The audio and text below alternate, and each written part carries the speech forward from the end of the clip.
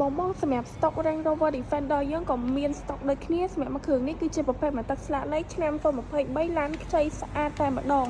សំខាន់តម្លៃឥឡូវណាធំតែ 100000 ស្ដើងជាងតិចតួចទេពុកម៉ែបងប្អូនមកនិយាយពីរូបរាងឡានក៏ដូចជា interior ខាងក្នុងវិញណាធានាជូនថាឡាននៅថ្មីស្អាតតែម្ដងខាងក្នុងគេចាប់មកជាមួយនឹងពណ៌ថ្នោតលាយជាមួយនឹងខ្មៅ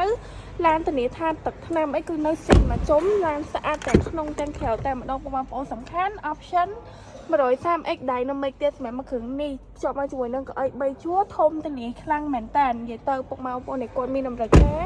ជាមួយនឹង Range Rover Defender មួយគ្រឿងនេះគឺអាចមកមើលបាននិយាយទៅឡានគឺនៅថ្មីស្អាតមែនតើតែម្ដងសូម្បីតែក្លុបខាងក្រោយអីពុកម៉ែបងប្អូនអាចខិតកៅអីដើម្បីដាក់វ៉ាន់ដាក់អីបាន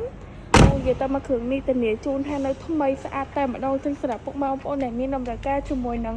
Range Rover Defender option 130x Dynamic នេះអាចមករកបាននៅឃ្លាំង Haven Auto យើងអរគុណ